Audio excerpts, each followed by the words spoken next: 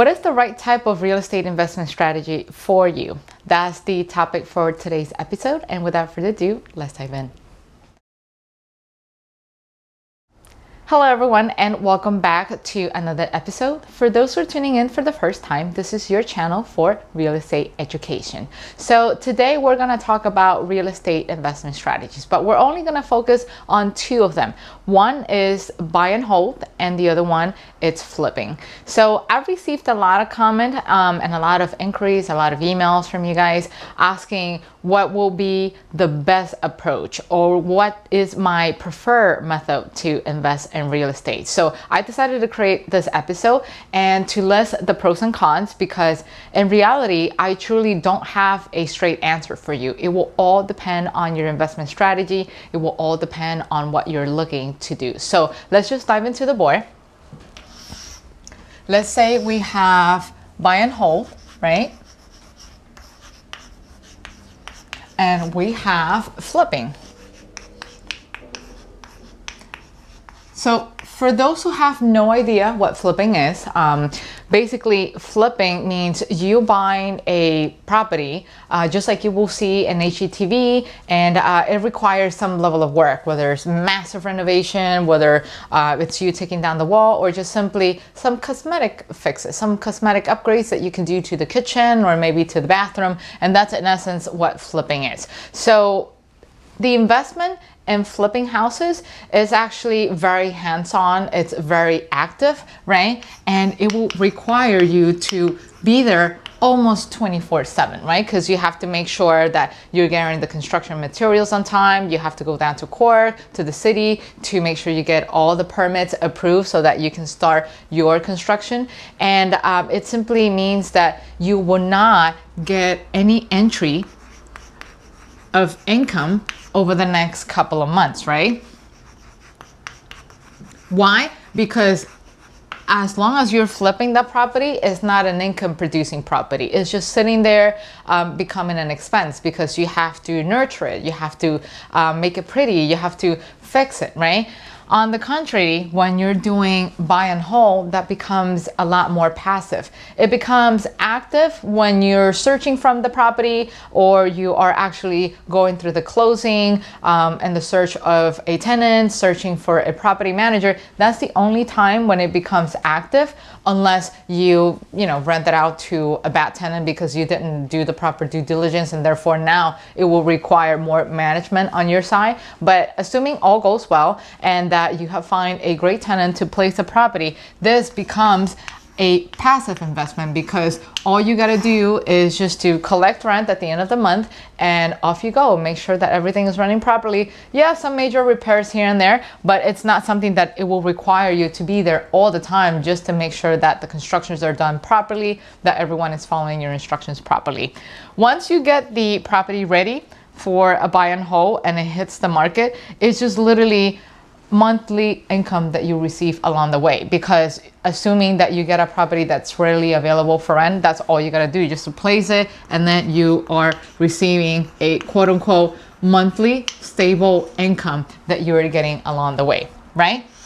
So now, another item that I always want my students to take into consideration are the gains that you get, right? So when you're flipping a property, and assuming you survive all the multiple months flipping that property with no type of income whatsoever, that after you sell it, you get big gains, right? And it can start, with 10 plus, or even 20, or even $30,000, right? You name it. There's no limit in terms of how much you can get out of it, as long as you pick the right house and you pick the right area and you manage to keep your renovation costs, right? So that will all be dictated by the market. But here on the buy and hold side, whenever you're having your rentals, the gains are actually slowly coming in, and they're not as big as you will get on the flipping. So let's say, for example, you have a rental property for $1,000, right? And after all expenses, after all mortgages, you wind up cash flowing $100. And if you don't know what cash flow is, it just simply means your rental income minus all operating expenses. So after everything, after all expenses are done, after you pay the mortgage, you wind up with $100. So when you multiply that by 12, you are just getting $1,200 a year. And this is just hypothetical, no? You can get more or less, which means with this, you have to do a lot of volumes of homes, right? You have to have at least 10, so you can cash flow $12,000 a year, or maybe 20 properties, or maybe 30 properties. But here, all you gotta do is just flip once. But again, it's very active. It will require you to maybe even quit your job so you can do this 24/7 because you need to be on site all the time. So is that something that you will want to do?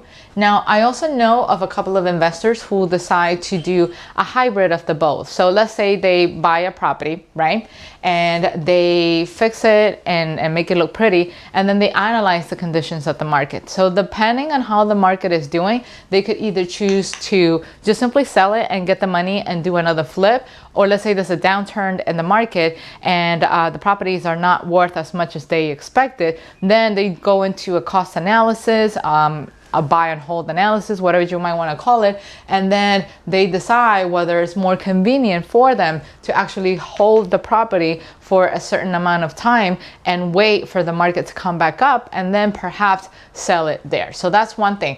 Another item that I like all my students to take into consideration is having the ability to do a cash out refi, because that's how you pull the equity out and that's how you continue to expand your real estate portfolio, right? So in the event of a cash out refi, this is what will happen with your portfolio.